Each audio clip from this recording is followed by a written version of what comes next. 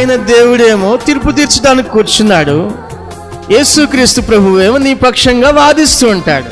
ఎలా?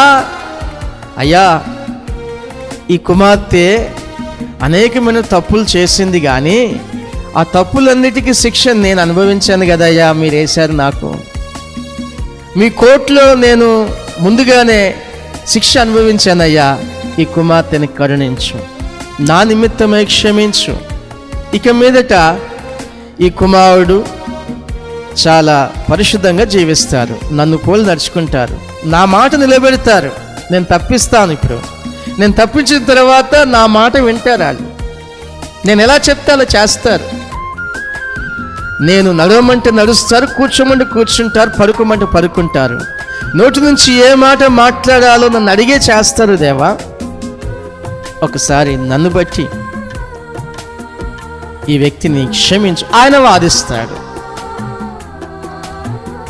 తండ్రి అయిన దేవుడు తీర్పు తీర్చడానికి కూర్చున్నప్పుడు కుమారుడైన యేసు ప్రభువు నీ పక్షంగా వాదించడానికి ఆయన ఉన్నాడు. అయితే అలాగే మనల్ని అనాథులుగా విడిచిపెట్టలేదు. ఆయన వాదించి మనల్ని క్షమించి విడిపించి తోడుగా రావడానికి పరిశుద్ధాత్మ అనే వ్యక్తిని మనకు ఇచ్చేశాడు. ఇదిగో పరిశుద్ధాత్మ మీరు పొందుడి, ఆయన సర్వసత్యంలోకి నడిపిస్తాడు మిమ్మల్ని. నేను ఏం చేయాలి, ఎలా బతకాలి, ఎలా మాట్లాడాలి, ఎలా ప్రవర్తించాలి, నేను ఏ విధంగా ఉండాలి, దేవుని కట్టడలో ఉండమని చెప్తే ఒకసారి నాకు షాక్ పడింది, దెబ్బ పడింది, నేను చక్కబడ్డాను, కట్టడలో నిల్చున్నాను.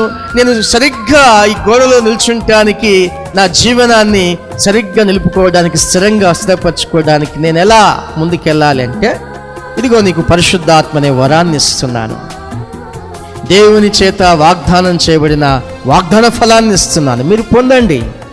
ఈ పరిశుద్ధాత్మ ద్వారా మీరు ఎలా నడుచుకోవాలి అనేది ఆయనే మీలో ఉండి మీతో ఉండి నడిపిస్తాడు.